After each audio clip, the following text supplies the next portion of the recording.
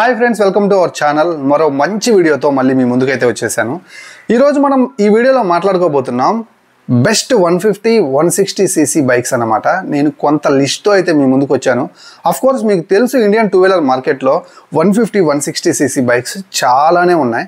ఇప్పుడు నేను ఈ వీడియోలో పర్సనల్గా నేను చూసిన దాన్ని బట్టి, అలాగే నా ఎనాలిసిస్ని బట్టి పబ్లిక్లో ఉన్నటువంటి బెస్ట్ రెస్పాన్సివ్ 150, 160 cc వెహికల్స్ని అయితే మాత్రం కొంత లిస్ట్ అవుట్ అయితే చేశాను. అన్ని బైక్స్ని మార్చినట్లుగా 150, 160 cc వెహికల్స్ని అయితే మనం తొందరగా మార్చలేం. ఎందుకంటే మనకు కావాల్సినటువంటి పర్ఫార్మెన్స్ ఇంజన్ నుంచి అందుతున్నప్పుడు మనం వెహికల్స్ని తొందరగా మార్చలేం. కాకపోతే వీటిని కొనేటప్పుడే చాలా జాగ్రత్తగా ఆలోచించి మీ లైఫ్ స్టైల్కి తగ్గట్టు కొనుగోలు చేయాలన్నమాట. లేకపోతే ఈ బైక్స్ మిమ్మల్ని చాలా ఇబ్బంది పెడతాయి. సో అలాంటి ప్రాబ్లమ్స్ లేకుండా అన్ని కేటగిరీ పీపుల్స్కి ఉపయోగపడే విధంగా నేను ఈ వీడియో చేస్తున్నాను.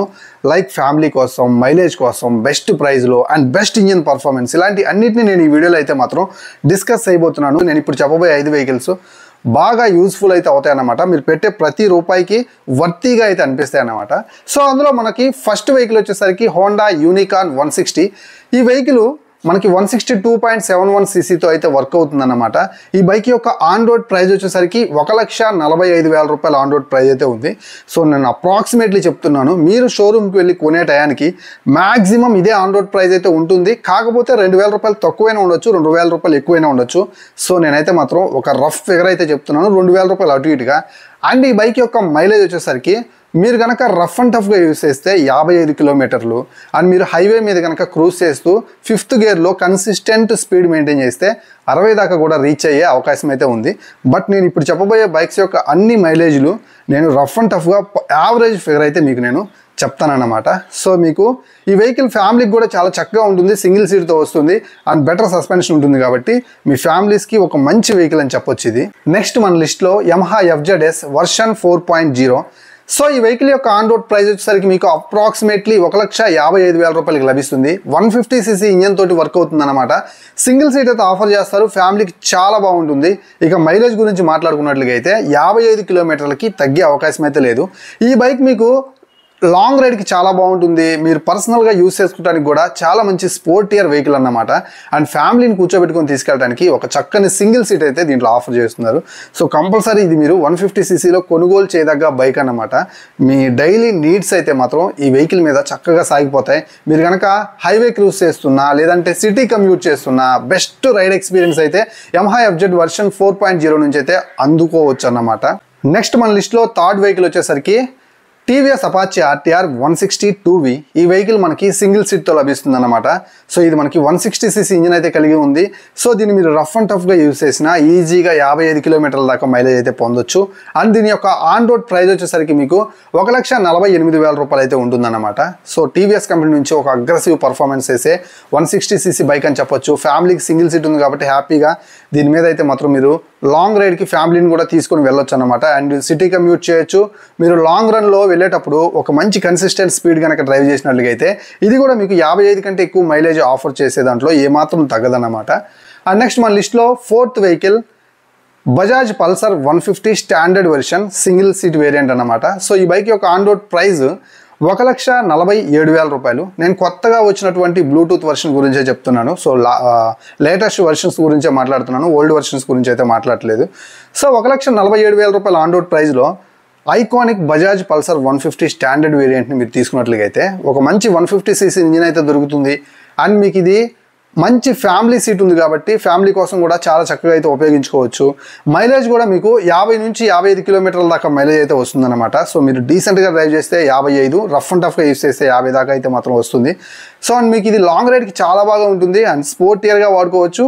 అండ్ ఫ్యామిలీ కోసం వాడుకోదగ్గటువంటి ఏకైక ఐకానిక్ బజాజ్ పల్సర్ 150 చాలా చక్కని బైక్ అన్నమాట. మీ నిత్యావసరాలకి అండ్ మీరు సిటీలో కమ్యూట్ చేస్తున్న చాలా మంచి పర్ఫార్మెన్స్ అయితే అందిస్తుంది. సో ఇక్కడ నేను ఆప్షనల్గా ఇంకొక వెహికల్ అయితే మీకు చెప్పదలుచుకున్నాను. సో ఇది జస్ట్ ఆప్షనలే. సో మీరు N150 కూడా ప్రిఫర్ చేయొచ్చు.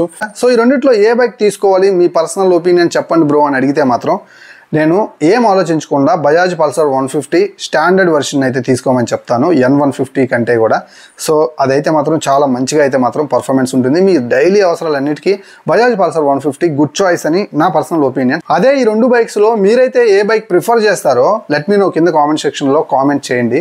సో ఇప్పటి వరకు మనం మాట్లాడుకున్నటువంటి 4 బైక్స్ ఫ్యామిలీ కోసం చాలా బాగుంటాయి, మంచి మైలేజ్ ఆఫర్ చేస్తాయి, అండ్ ప్రైస్ కూడా మనకి చాలా వర్తబుల్ ప్రైస్ అయితే ఉంది. కాబట్టి కంపల్సరీ మీరైతే ఫ్యామిలీ కోసం మైలేజ్ కోసం ప్రిఫర్ చేద్దాం అనుకున్నట్లయితే 1,50,000 రూపాయలకి దగ్గరలో ఈ వెహికల్స్ని అయితే మాత్రం మీరు అస్సలు వదిలిపెట్టొద్దు. చాలా మంచి వెహికల్స్ అనమాట. నెక్స్ట్ మన లిస్ట్లో 5th వెహికల్ వచ్చేసరికి Bajaj Pulsar NS 160 latest version. దీని యొక్క ఆన్ రోడ్ ప్రైస్ మనకి 1,62,000 రూపాయల దాకా పడుతుంది. సో ఇక మైలేజ్ వచ్చేసరికి ఈ వెహికల్ నుంచి మనం ఆల్మోస్ట్ 45 నుంచి 50 కిలోమీటర్ల దాకా మైలేజ్ అయితే పొందొచ్చు అనమాట. సో ఫ్యామిలీకి అయితే అస్సలు సూట్ కాదు. ఫ్యామిలీకి సరిపోని సూట్ కానీ వెహికల్ అయితే మాత్రం ఇది అవుతుంది. మీ పర్సనల్గా మీరు కనుక ఒక మంచి లాంగ్ రైడ్ వెహికల్ని, సేఫ్టీ వెహికల్ని వైజ్ బ్రేకింగ్ పరంగా కూడా చూస్తున్నట్లయితే ఈ వెహికల్ని ఖచ్చితంగా అయితే మాత్రం ఈరోజే టెస్టెడ్ అయితే చేయండి. ఇక ఈ 5 బైకులు అయితే మాత్రం నేను మీకు కంప్లీట్గా సజెస్ట్ చేస్తాను. ఇంకొక వెహికల్ ఉంది, ఇది నేను ఆప్షనల్గా పెట్టుకున్నాను, ఎందుకంటే ఇది నాకు కొంచెం పర్సనల్గా నాకు ఇష్టం అన్నమాట. మీరు కనుక ప్రైస్ ఎక్కువగా పెట్టుకోదలుచుకుంటే మాత్రమే ఈ వెహికల్ని అయితే తీసుకోండి. ఇది పక్కా మంచి రోడ్ అపీరెన్స్ బైక్ అండ్ ఒక యూత్ మెచ్చే బైక్ అన్నమాట. అదే మనకి Yamaha MT-15. సో ఈ వెహికల్ మీకు ఆల్మోస్ట్ 2,10,000 రూపాయలు అయితే పడుతుంది. టెక్నికల్గా ఇది 150cc ఇంజన్ తోటి లభిస్తుంది, బట్ పవర్ అండ్ టార్క్లో చాలా వేరియేషన్ అయితే ఉంటుంది. 14 Nm టార్క్, 18 bhp పవర్ని ఇది ప్రొడ్యూస్ చేస్తుంది అనమాట. సో ఫ్యామిలీకి సూట్ కాదు కానీ యూత్కి మాత్రం చాలా అద్భుతమైనటువంటి పర్ఫార్మెన్స్ అయితే అందిస్తుంది అనమాట. సో మీరు లాంగ్ రైడ్కి వెళ్ళేదానికి ఒక మంచి పవర్ఫుల్ వెహికల్ కనుక 150ccలో సజెస్ట్ చేయండి. ప్రైస్ ఎక్కువైనా నాకు పర్వాలేదు అనుకుంటే మాత్రమే దీన్ని నేను మీకు ఆప్షనల్గా సజెస్ట్ చేయగలుగుతాను. సో పర్సనల్గా నాకు కూడా చాలా ఇష్టం అన్నమాట ఈ వెహికల్. సో ఈ వెహికల్స్ అన్నీ మీరు కనుక ఆల్రెడీ డ్రైవ్ చేస్తూ ఉండి యూస్ చేస్తూ ఉంటే మాత్రం మీ యొక్క పర్సనల్ ఎక్స్పీరియన్స్, ఓనర్షిప్ ఎక్స్పీరియన్స్ని కింద కామెంట్ సెక్షన్లో కామెంట్ చేసినట్లయితే ఈ వీడియో చూసే ప్రతి ఒక్కరికి ఆ కామెంట్స్ ఎంతగానో ఉపయోగపడతాయి. సో మీ కామెంట్స్ చాలా వాల్యుబుల్ అన్నమాట. సో మర్చిపోకుండా కామెంట్ చేయండి. అలాగే ఈ 5 బైక్స్లో మీకు ఏ బైక్ అంటే ఇష్టమో కూడా కింద కామెంట్ సెక్షన్లో కామెంట్ చేయండి. ఖచ్చితంగా మన ఛానల్ని లైక్ చేయండి. ఇలాంటి మంచి వీడియోస్తో నేను మళ్ళీ కలుస్తాను. మీకు ఎలాంటి డౌట్స్ ఉన్నా ఖచ్చితంగా కామెంట్ సెక్షన్లో కామెంట్ చేయండి. మ్యాక్సిమం రిప్లై ఇస్తాను కూడా. మీరు 150ccలో కొత్త వెహికల్స్ కొనాలని చూస్తున్నట్లుగా అయితే ఈ వెహికల్స్లో ఏ వెహికల్ కొనాలని కన్ఫ్యూజన్లో కనుక ఉన్నట్లుగా అయితే మీ రిక్వైర్మెంట్ని కింద కామెంట్ సెక్షన్లో కామెంట్ చేసి మీరైతే బండి సజెస్ట్ చేయమని నన్ను అడగండి. అప్పుడే నేను క్లియర్గా సజెస్ట్ చేయగలుగుతాను. కొంతమంది డైరెక్ట్గా ఒక 2-3 బైక్స్ పేర్లు చెప్పేసి ఈ 3 బైకుల్లో ఏ బైక్ తీసుకోమంటారని డైరెక్ట్గా అడుగుతున్నారు. సో అలాంటప్పుడు నేను చెప్పడం చాలా కష్టమవుతుంది, ఎందుకంటే మీ రిక్వైర్మెంట్ ఏంటో, మీ లైఫ్ స్టైల్ ఏంటో నాకు తెలియదు. సో అలాంటప్పుడు నేను ఇబ్బంది పడతాను కాబట్టి చెప్పడానికి కూడా నాకు వల్ల కాదు. కాబట్టి మీ రిక్వైర్మెంట్స్ ఏంటి, అలాగే మీరు ఏం చేస్తూ ఉంటారనే దాన్ని కూడా కింద కామెంట్ సెక్షన్లో కామెంట్ చేసి అడిగినట్లయితే నాకు చాలా క్లియర్గా అయితే అర్థమవుతుంది అన్నమాట మీకు ఏ బైక్ సజెస్ట్ చేయాలనే దాని గురించి. సో ఈ వీడియో యూస్ఫుల్ అయిందని అనుకుంటున్నాను. ఇలాంటి వీడియోస్ కోసం మన ఛానల్ని ఇప్పుడే సబ్స్క్రైబ్ చేసుకోండి. అలాగే ఈ వీడియోని లైక్ చేస్తారని మనస్ఫూర్తిగా ఆశిస్తున్నాను. ఇలాంటి వీడియోస్తో మళ్ళీ కలుస్తున్నాను. అంతవరకు సెలవు. నేను మీ Srikanth, signing off. Bye by.